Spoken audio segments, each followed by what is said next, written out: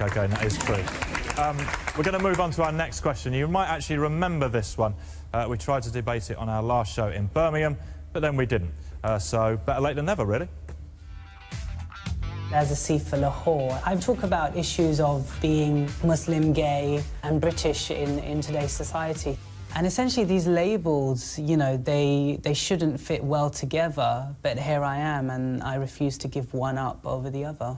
I kept it to myself for many, many years because I was always afraid of what the community would say, what my parents would say. I came out to my parents when I was in my early 20s. My mum came into my room and she questioned me about my sexuality. I said this in Urdu, which is my mother tongue. I said, Ammi main gay hoon, which means Mum, I'm gay.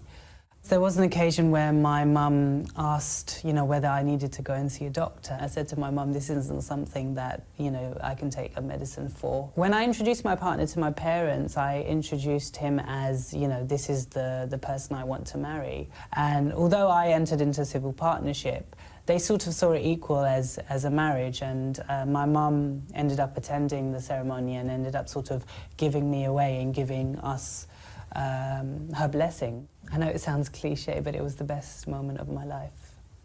Sikh for Lahore has allowed me to reach out to many people that I wouldn't have really reached out as Asif. My mum, my aunties, and my sisters actually came to see one of my shows. And the gay community were just totally inspired and in awe that, you know, a Muslim woman, you know, dressed in a niqab had come into a gay space and was watching a cabaret drag show. One question I'd like to ask the Muslim community is, when will it be right to be Muslim and gay? OK, Asif is with us this evening. Asif, why did you want to ask that question? It's an issue that is affecting a lot of gay Muslims up and down the country, thousands of gay Muslims up and down the country, and I think it's a topic that's really relevant today. It's a topic that doesn't get discussed on any level, continuously gets brushed underneath the carpet, and I'd like to get it discussed today. OK. Amy, what do you think? Will it ever be all right? I think it's absolutely all right. I think Asif is incredibly inspiring, and to hear your story, especially about your family being so loving and gentle with you, is just wonderful. Of course it's okay to be gay and Muslim and Christian and non-religious and whatever. You know, this is the 21st century, and you know, not only do we have the laws to support this equality, we also have changed a lot of hearts and minds in this country in the past 20 years about issues around equality. You know, we're looking at a really fantastic weekend ahead. On Saturday, we're going to have the first equal marriages taking place here in the UK, and I think it's a really proud moment for the country. OK. Abdullah, what's your position on this? Well, the Islamic position is that we don't label people by their sexuality or their nationality or their race. This label was invented in the Victorian era. As soon as you discriminate them by label, you discriminated them. In Islam, we don't have a title or identity called you're gay, homosexual, heterosexual. It's just humans. But in the only thing that's judged is not really your desires, because we all have sinful desires. It's just actions which are judged in Islam. And you know, in Islamic theology, there are many actions which are sinful, there are many actions which are permitted, and so we don't really say that you can't be gay and Muslim, because we don't recognize the term gay, or we don't make that discrimination between you know, heterosexual, homosexual. This is all artificial. We're all just human. We shouldn't discriminate or judge someone or label someone, because that's when the discrimination begins. OK, so I'm slightly confused. Would you therefore describe Asif as sinful? You know what he does in the privacy of his own home is not really my concern. I'm just saying, no, but wait, look, I don't know what he does in the privacy of his own home. It's not my concern. It's not my business. If he were to tell and you, if you want a judgment, you can refer it to God. I'm not God. I'm just a human being, like anybody else, a sinful human being. Okay? But that being said, Well, that gentleman there, Abdullah, seemed to make a lot of sense. He basically said everybody's a sinner, and who is he to judge? And if somebody wants to, you know, be gay and call themselves Muslim, okay, he says perfectly fine with him. He says in Islam, you're judged not by your thoughts, but by your actions. And then you saw that when the moderator went to that girl, and it was hard to hear her question, but she just answered the question, just answer the question. He said, look, it's not up to me to answer the question. You're judged by your actions. Let God judge and decide, who's what, who's wrong, who's right, okay? Now, the thing is that if you are part of an organization, if you're part of a religion, and some of the tenets of the religion dictate that you can't do this, you can't do this, you can't do this, you can't do this, but this is okay, this is okay, this is okay, then I fall on the side that if it's a club, if there are rules to enter into the organization, rules to enter the club, rules to join when you get a job. Now people say, oh, but what does a job have to do with being religious? I'm just saying that you have to adhere to something. Otherwise, just say that, we're in something and it really doesn't matter what you do, who you are, what the rules are. If Islam is saying that homosexuality is forbidden, or the act of homosexuality is forbidden, then you can't basically say, well, no, we want to change that. And people say, well, you got a reformation, no, if some people, now, whether you, as far as, let everybody, do that's fine. Let people do whatever they want, whatever they do in the privacy of their rooms, privacy of their bedrooms, in their homes, in their private lives, perfectly fine. But when they take their private life and try to institutionalize it into the public domain and say, now this has to be accepted by the public, and not only just the public at large, but the public of that, I guess, a small minority or small majority, of people in that group, and you come out to say, well, now you've got to accept me and I want to change things. I want to change the rules. I want to change the laws. That's where everybody gets it. For example, somebody says, can you be Christian and gay? Can you be Jewish and gay? I would say the answers from the religious people and from a majority of people would be is, no, you can't. Sure, you can be, Christian, but if Christianity says the same thing about homosexuality, and Judaism says the same thing about sexuality, that it is a sin. Okay, maybe you can be a Christian and homosexual, and you're just committing a sin. You can be Jewish, homosexual, committing a sin. Be in the Islamic faith, be a Muslim, be homosexual, you're committing a sin. Now the sin is just written down, in the scriptures. And every adherent to the religion believes that this came from God. So it's just written down. Okay, you committed a sin. Now you've got to live with that. And if you don't believe it's a sin, you don't believe it's a sin. Someone believes it's a sin, they believe it's a sin. If you want to continue doing it, perfectly fine. It's not up to me. It's not up to anybody else. But the thing is, where people get upset, and this is in the faiths, Christianity, Judaism, Islam, and any other faith that out there that basically says homosexuality is sin, or the act of homosexuality is sinful, what they get upset is the fact is that when people who are in the gay community, lesbian community, LGBTQIA, MOUSE, when they come out and they basically say, no, listen, you've got to change your rules, bend your knee to us, because this is who we are, and you've got to change. That's where it gets really dicey with people, because they say, now you're forcing us to accept something that we don't believe or adhere to. We're allowing you to do whatever it is that you want, but that's not enough for you. You want us to validate you in this regard, and that's where people get upset. That's what we have on tap for you today. We got more coming up with Asif and Asifa. That's his alter ego, if you didn't know, the drag queen that he personifies in his drag queen acts.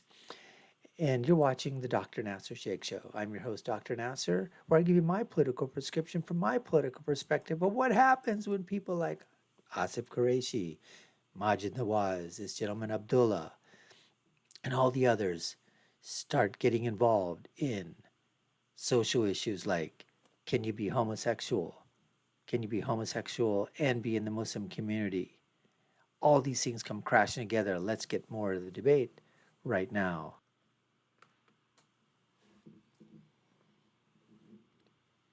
Islamic theology says that there are certain actions like drinking alcohol, eating pork, and engaging in same-gender intercourse or different gender intercourse outside of marriage, these are all sinful actions, right? But you can still be a Muslim and do sinful actions.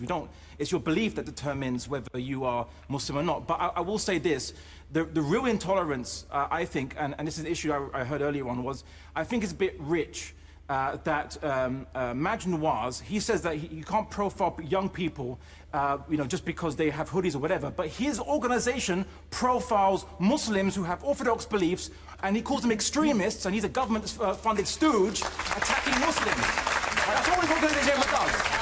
Okay. Maajid? That was really interesting, because actually what we're talking about is something completely different, but if I can just give a couple of seconds on that, and actually got right to get back to the subject. The first shot over the bow has been fired towards Maajid Nawaz by this gentleman, Abdullah. So let's see what happens when Maajid Nawaz decides to give his response.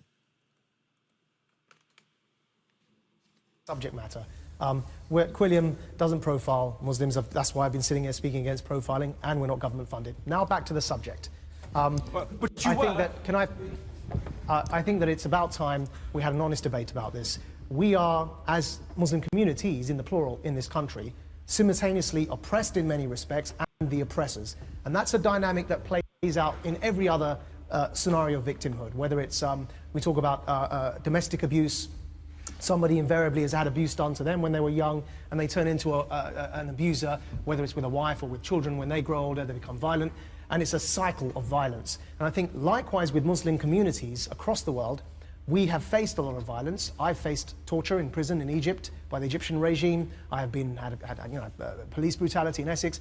And in turn, we become brutalizers of others in some cases. And in the case of being a minority within this minority of being a Muslim, we sometimes end up discriminating against those minorities within the minority. And a case in point are gay Muslims. I mean, it's very, very dangerous. I interviewed somebody just yesterday, a film was shown on Newsnight about an openly gay Muslim called Omar Quddus, who has to live in hiding. And he lives in hiding because he's been attacked so many times. And because people have said to him, you can be gay, but just don't describe yourself as Muslim as a result. We have to have an honest debate about this. It doesn't mean all Muslims are homophobic. I'm very impressed. What Maajid Nawaz is saying is so true. You shouldn't be, there's no reason for someone to go into hiding because they come out and say that they're gay and that they're Muslim, or that they're gay and Christian, or gay and Jewish, or gay or whatever, faith they want to put after that. That's just totally, absolutely wrong. My thing is, let live, live and let live. Now, you are going to have people that are going to come out and say, look, if you want to be gay and why do you have to express it out to everybody? Why do you have to add the term Muslim to it or whatever in this discussion? And so I'm not saying that they have a point, but they're probably just saying that why are you trying to, be a part of a community in which the tenets of that community are saying that what you are doing is not a part of that community, that the community doesn't participate or doesn't accept this type of behavior.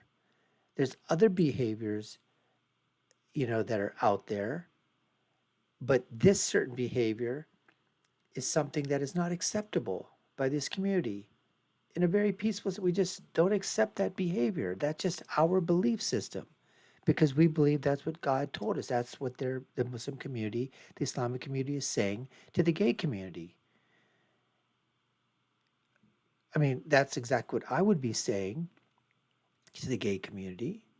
I think a lot of Christians would be saying the same thing. A lot of Jewish people would be saying the same thing. A lot of people from other faiths would be saying the same thing. That, hey, look, you can practice you practice whatever you want to practice, but why are you associating our name with this practice? Because that practice that we believe in, the practice that you say that you're doing is something that we don't believe in. And that's all that, Maajid basically is saying here. Now, going back to the fact that, Muslims have to go into hiding because they outcry, that they're gay, that is completely wrong. intolerable, intolerant, absolutely all of that. Let's continue with Maajid.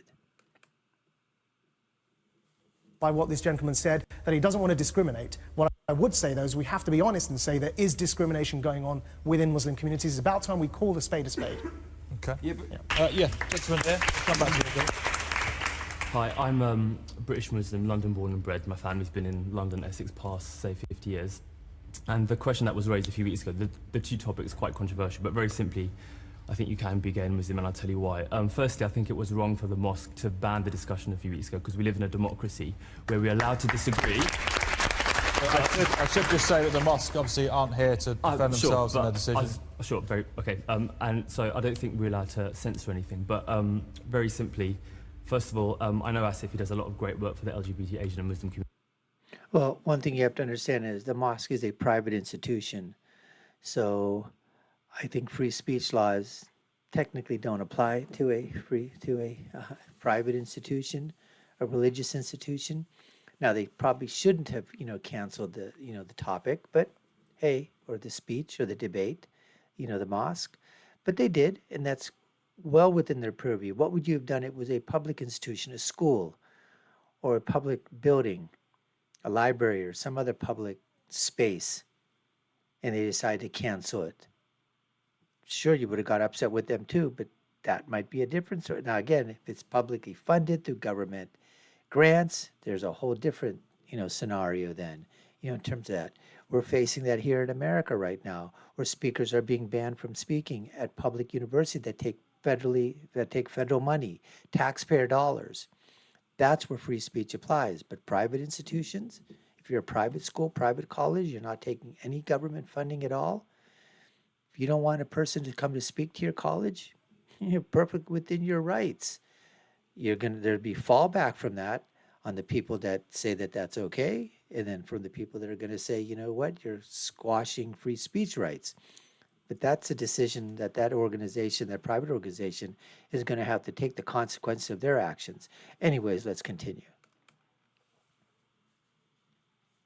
Community, and I've worked with them on that. Being a drag queen isn't the same as being gay. It might sound obvious, but it's quite important to make that distinction for people watching the programme. And secondly, being gay or lesbian isn't about anal sex or sexual mechanics, and it's important to make that distinction as well because it's about love.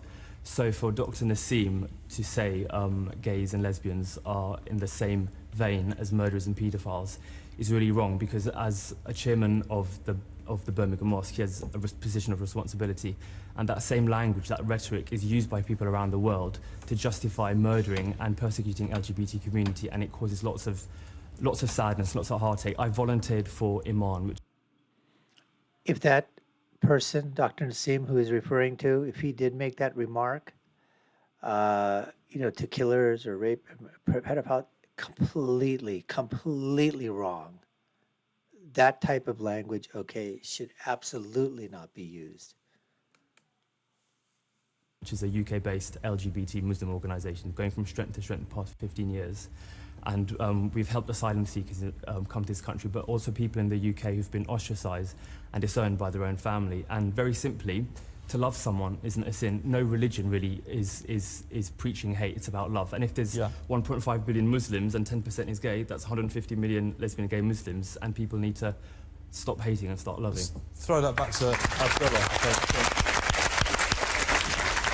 Well, I mean, as I said, Maajid can come talking about how he loves minorities and so on, but it doesn't apply when it comes to the Muslim community. He tells the government that certain beliefs are extremist. These are mainstream Muslim beliefs. Abdullah, let's stick to what we're talking about. Sure. Please. Including in this is the belief in Islamic theology that what is sinful, what is not sinful acts, and to believe in mainstream beliefs, which is okay. So if I believe that same gender physical intercourse is sin, doesn't make me extremist, right? There are Christians that believe this, there are Jews that believe this. I believe this, but don't ask me to start judging people, because I'm not here to judge anyone. I'll be judged on their judgment along with everybody else, right? The issue is you should not be called extremist for just holding mainstream beliefs, and that's the problem, is that people that hold these beliefs and not harming anyone, not attacking anyone, they're just holding these beliefs. They're being treated as outcasts, renegades, dare I say, modern-day heretics by government-funded stooges like Maajid Nawaz. Can I come in with a message from home? Hang on, let me speak. speak up for people at home. Anonymous, again, I'm afraid. It's hard coming out in a Muslim family as there are 101 questions and you end up living two lives. One straight life in front of the family, one gay life with your friends. But with me, I came out to my mum only. I still haven't told the rest of the family, but I don't wish to. I'm happy to say that I am happy, I am gay and I am Muslim. There's another one here, and again, anonymous via email. As a Muslim lesbian, for me, the issue surrounding homosexuality within my faith and community is one of anonymity, seclusion, fear of being outed and consequences. The pressure of marriage is constant and has led to depression and suicidal thoughts in the past. My siblings know, but telling my parents is another thing altogether. Now, Abdullah, I know you're saying you don't want to judge people individually, but isn't it attitudes within the community that we hear stories like this? Well, I think you have to understand a bit more about Islamic theology. Okay, all Muslims, they're human, and we all commit sins, every single one of us. In Islamic theology, you're not allowed to express your sins. So if someone drinks alcohol, eats pork, or whatever, you don't say, I've done this and whatever. You just keep it to yourself, because we're not meant to be proud of our sins. We all do sins, we all know this, but you shouldn't be, as a Muslim anyway, you shouldn't be saying, oh, I must come out to the closet. Who said you must come out of the closet about every single thing you do in your private life? Just, I don't tell everyone about my private life. I don't feel I have to come out the closet and tell people about my private life. You choose to eat pork, or you choose to drink alcohol. You do not choose to be gay. And it's just so... Your views are so No, you're... Like, if you want to live your life by a book that's, just ancient, it's just so beyond... The views are outdated. You've made a confusion between two things, though. In any religion, and I actually think it's bad that we're debating whether Muslims should be gay or not. It should be, why can you not be religious and gay? Can I briefly clarify that? Can I just very briefly clarify that? About being religious and gay. Quickly. No, being gay refers to emotions and feelings, right? That's different from actions. All right, we're talking about actions. I'm not saying about feelings. In Islam, feelings are not sinful. Right? Your feelings are not sinful. Right? Actions determine whether you are a good person or a bad person. That is all we're saying. Being gay is not bad, and when you're gay, and you're attracted that's not what I'm saying. We don't even have that classification. We don't even label the people to discriminate them. You're the one that's discriminating them by saying you're different from other human beings. You are gay. You're heterosexual. We don't even make that discrimination. You're the one that. Because you don't even acknowledge it. That's even worse. No, I treat them as humans. Okay. We're all human beings. All right. Yes, lady here. Wow. That last lady over there, you know where she's coming from, leftist side, progressive side. And I have to admit, Abdullah is coming, when he's coming, he's basically saying, look, actions are what we're judged on. And I think that's the same thing in terms of what you'd hear from a lot of Christians and probably a lot of Jewish people and a lot of Muslims would adhere to exactly what he's saying. But the thing is, people, they want to pin you down into a box. Tell me right away, what do you think? And he's saying, look, it's not up to me. If you take a look at the rules, the regulations, the tenets of the religion, it says that the act is sinful, as I've said before. The act of homosexuality is sinful. People say, oh, you know what? Muslims say, oh, you know what? Somebody says, I'm a Muslim, man, I'd love to have a scotch. I'd love to have I'd love to get a drink. Wow. Wouldn't it be nice to have a Chardonnay? But according to Islamic theology, just thinking about it or wishing that you could have it, it's a thought. Good or bad, that can be determined. Some people would say that's a good thought. You want to have a drink. Other people would say it's a bad thought. And there's alcoholics out there that would think that's a bad thought now because they were alcoholics before, or still are, but they say that's a bad thought. And other people say, what do you mean? If I want to get a beer, if I want to get a glass of wine, why is that a bad thought? But it's a thought that you want to have, that you're having of something that you want. It's a desire. You can question whether it's actual need. Do you need alcohol? You don't need alcohol. You want alcohol. You don't need it to live. You need water, right? You need water to survive. You certainly don't need alcohol to survive. But the whole premise comes down to the fact that you're trying to decipher between thoughts, desires, feelings, and then finally, do you act on it? Now, if you go ahead and you act on it, and if you're a Muslim and you consume alcohol, now you've committed a sin in the religion. The people say, why? Because Muslims believe that that isn't ordained by God. It said you can't drink alcohol, you can't eat pork, you can't do this, you can't do that. These are rules and regulations that billions of people believe came down the form of scripture, and people have to follow that. Those are the rules and regulations of the religion. Same thing in Christianity, same thing in Judaism, same thing in Hinduism, Taoism, Buddhism, whatever that is. You start changing the rules, you change the playing. It's like changing the field in the middle of a sports game. The boundaries are here. Oh, but I don't like the boundaries here today. We're going to move the boundaries and move them inwards. In the middle of the game? And you're still going to call it the same game? You can't be doing that, folks. Can't be doing that. Anyways, we appreciate you taking the time to watch. You've been watching the Dr. Nasser Sheikh Show. I've been your host. My name is Dr. Nasser. If you haven't done so already, we'd love for you to subscribe to the channel, like, share, and follow us. You all know what to do. And my final thought, as always, is when you're right, you're right. And when you're left, you're wrong. Until next time, folks, take care and stay safe.